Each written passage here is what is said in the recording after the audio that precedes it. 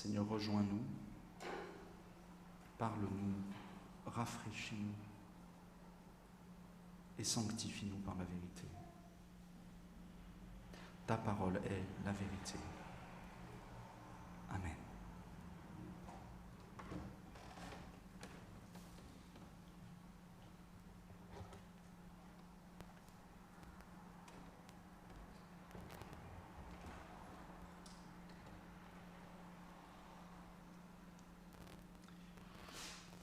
Il n'y a rien de caché qui ne doive être découvert, ni de secret qui ne doive être connu.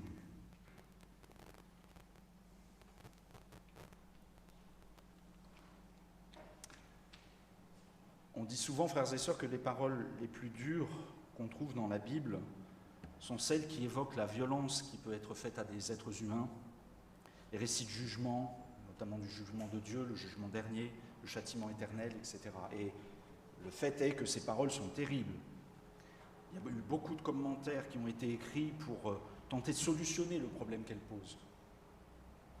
Mais depuis les pères de l'Église, il est possible de lire un certain nombre de ces textes en comprenant que les ennemis dont on parle, par exemple dans les psaumes, on va souhaiter le malheur de beaucoup d'ennemis, en fait ces ennemis-là, ce sont nos ennemis spirituels. L'orgueil, la convoitise, etc. Et donc on peut librement dans ces psaumes demander au Seigneur de faire du mal à ses ennemis, parce qu'en fait c'est à nous qu'ils font du mal, spirituellement, et ils abîment notre relation avec lui. Le problème, c'est que ce matin, nous ne sommes pas vraiment dans la situation de lire un psaume comme celui-là, avec le texte que nous avons entendu.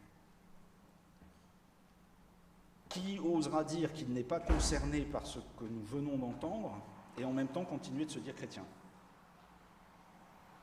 Il y a là des paroles qu'on est obligé un peu de recevoir comme des gifles dans la figure, tant elles paraissent dures. Réécoutons ce que Jésus dit. S'ils ont appelé le maître de la maison Béelzéboul, ils appelleront d'autant plus volontiers ainsi les gens de sa maison. Le maître de la maison, c'est Jésus. Nous sommes donc les gens de sa maison si nous nous affirmons chrétiens. Voilà franchement un programme qui n'est pas très enthousiasmant à vue humaine. Être appelé Béelzéboul, Satan, l'adversaire, le diviseur, par nos contemporains. On peut toutefois relire ce que Jésus a dit précédemment dans le chapitre 10, c'est ce que nous avons lu la semaine dernière, dans le chapitre 10 de Matthieu, et ne pas s'en étonner de trop, c'est presque même quelque part logique qu'on en arrive à ça. Parce qu'il ne s'agit pas pour Jésus de nous séduire en nous laissant croire que notre état de chrétien ouvrirait sous nos pas un chemin pavé de roses. Jésus n'est pas un politicien promettant des lendemains qui chantent, en prêchant le faux pour connaître le vrai, en manipulant les gens en fait pour bien les contrôler. Ce n'est pas ce pourquoi Jésus est venu. L'Église n'est pas un parti politique. C'est l'assemblée des gens que le Seigneur a appelés personnellement et qui répondent personnellement à cet appel, dans une relation très intime. Mais ce n'est pas tout. Ne redoutez pas ceux qui tuent le corps, mais qui ne peuvent pas tuer l'âme. Redoutez plutôt celui qui peut faire périr l'âme et le corps en enfer.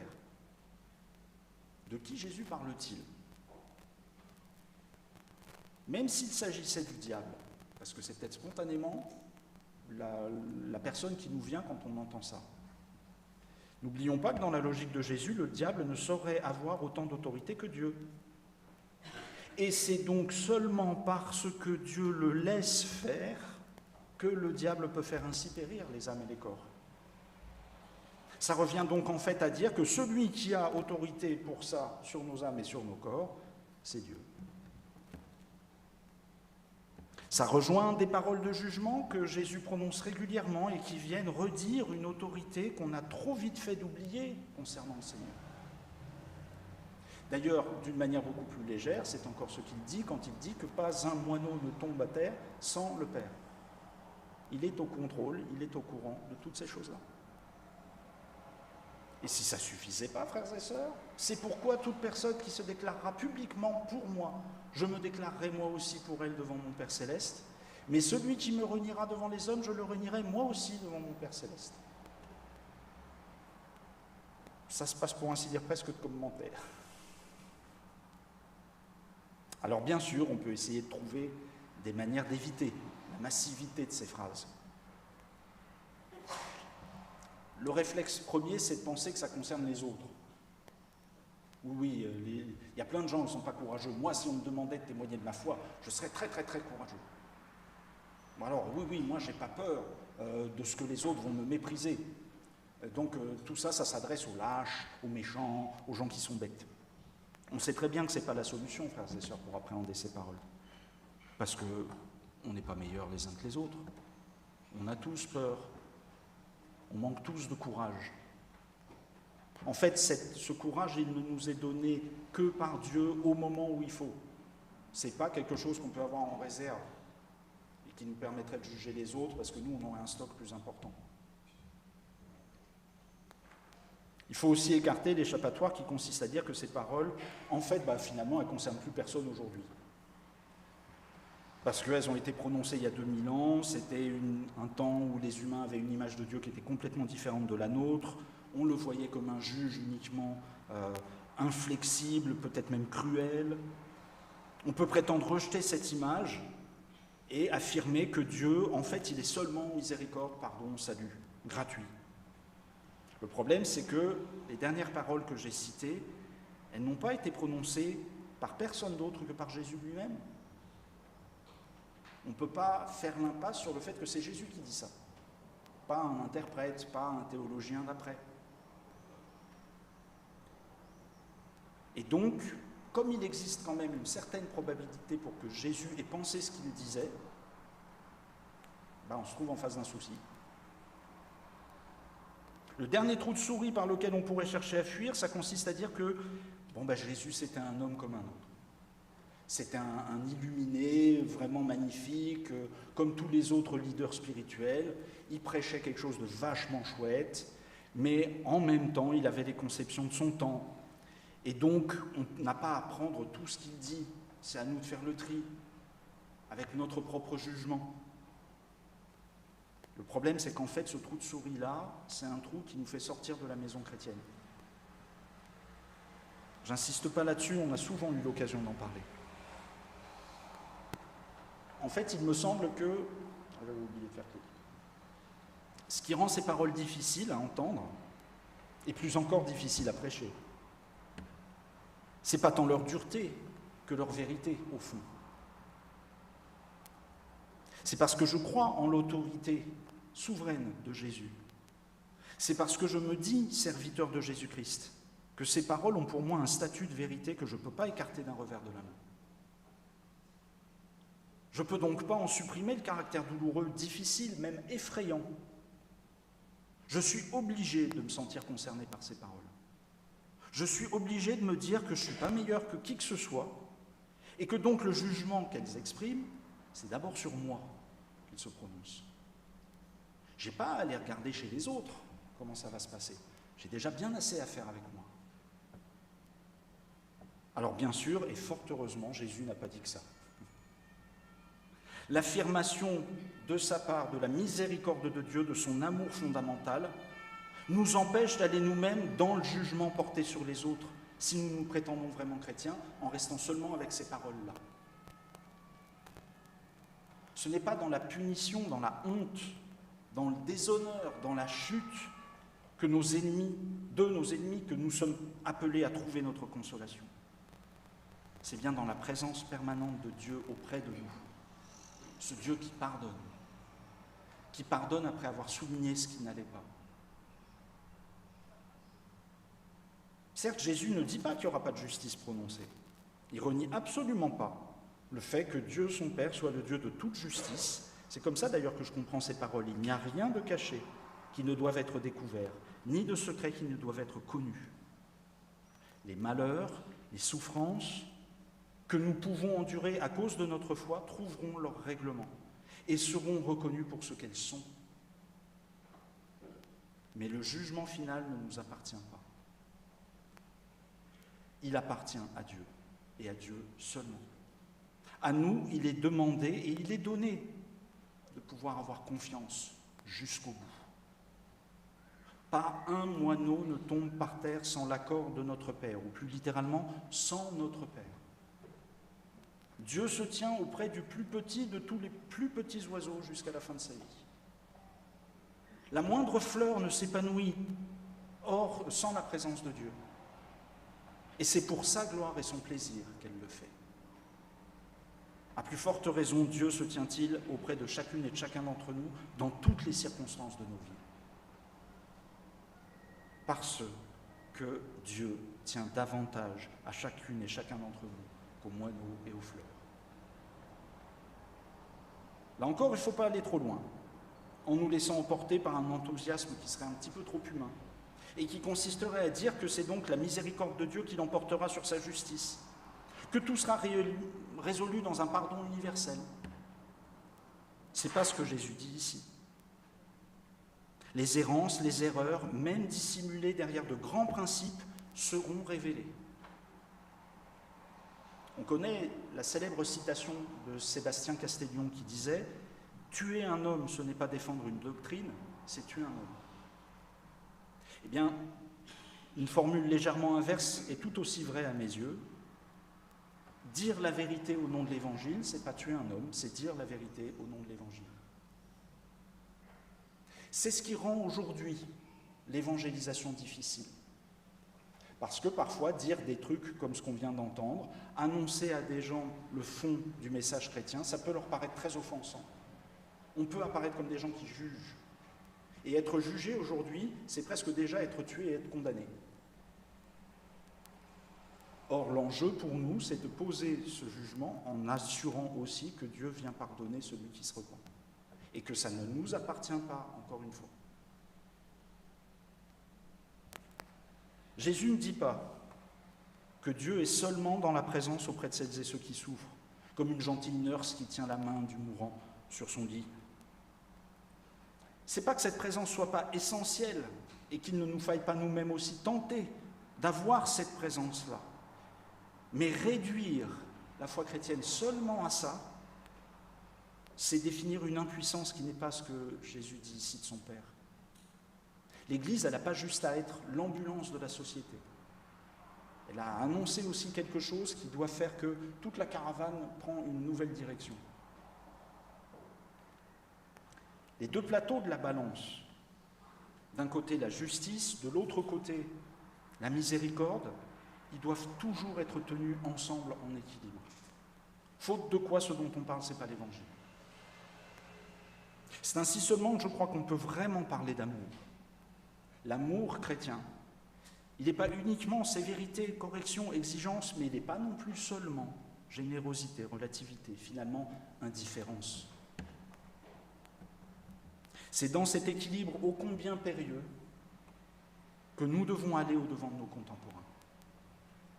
Ce que je vous dis dans les ténèbres, dites-le en plein jour. Ce qui vous est dit à l'oreille, proclamez-le sur les toits.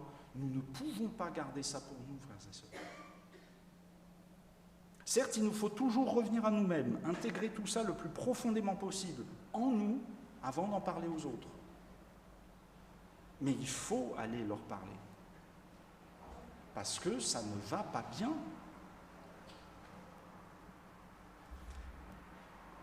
J'ai eu l'occasion de regarder un petit peu certaines prédications que j'avais faites depuis plusieurs années et je me rends compte que régulièrement, je redis que ça ne va pas. Et je prends des exemples dans l'actualité. La surprise a été que certains des exemples que j'avais pris il y a 3-4 ans, je ne me souviens même plus de quoi ça cause. Parce que ça passe tellement et ça s'accumule tellement. Aujourd'hui, il y a des noms. Patrick Bruel, Liana. Une des choses les plus terribles dans tout ça, frères et sœurs, c'est que dans peut-être un mois, on aura oublié. Parce qu'il y aurait eu autre chose. Il y aurait eu d'autres noms. Jeffrey Epstein, on s'en rappelle encore un peu parce que ça remonte de temps en temps. Mais on laisse passer encore un mois, puis on ne s'en souviendra plus. protoxyde d'azote.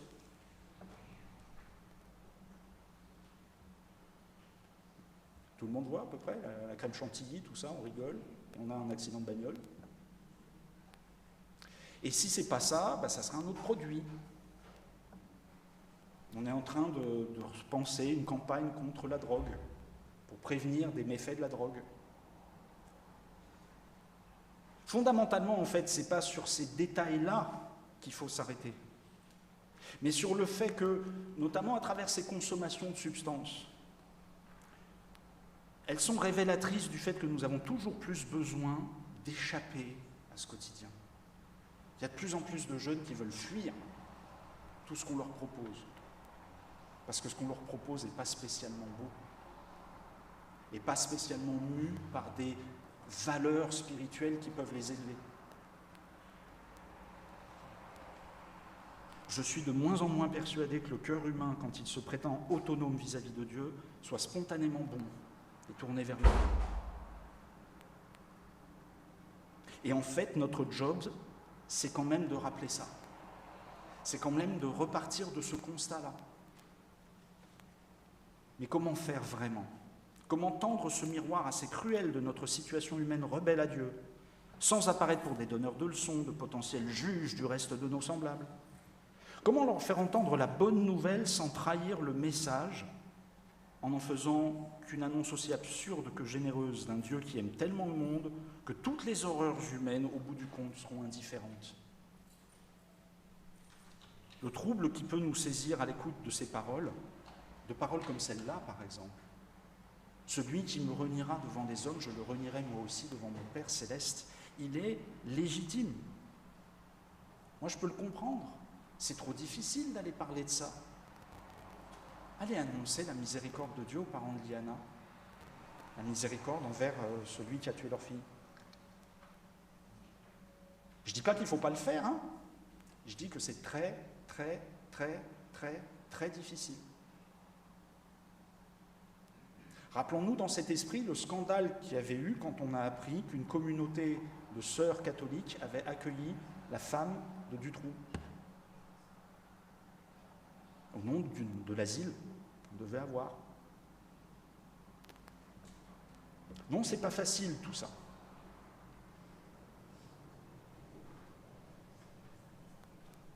Je peux que proposer ici une piste, une interprétation personnelle que chacun d'entre vous est appelé à évaluer pour lui-même. Et je terminerai par là. Je crois ce que dit Jésus. Je crois que c'est vrai. Mais dans l'histoire même de la première communauté chrétienne, nous savons tous qu'il y a quelqu'un qui a renié le Seigneur devant les hommes. Simon-Pierre. Nous savons tous que Jésus lui a donné son pardon. Avant tout parce que Pierre lui-même s'est repenti, a mesuré la gravité de ce qu'il avait fait, mais aussi tout autant parce qu'il n'a pas désespéré de l'amour de son Seigneur et qu'il a osé venir devant le ressuscité pour passer l'épreuve de ce regard d'après.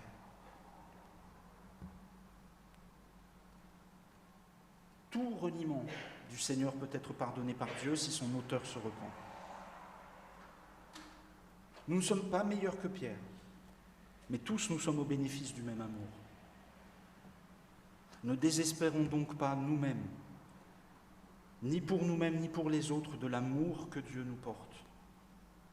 Un amour qui doit nous donner le courage de nous repentir, la joie de recevoir le pardon en vrai, en profondeur, parce que c'est ce pardon-là qui change nos vies. Et ainsi, nous pouvons aller annoncer ce miracle à celles et ceux qui souffrent tant au dehors de ne pas trouver une vraie raison d'espérer et de vivre. Plus ça va aller, plus le monde va avoir besoin des chrétiens. Travaillons pour nous-mêmes cet amour, cette exigence pour l'annoncer ensuite aux autres. C'est notre vocation fondamentale. Ainsi soit-il.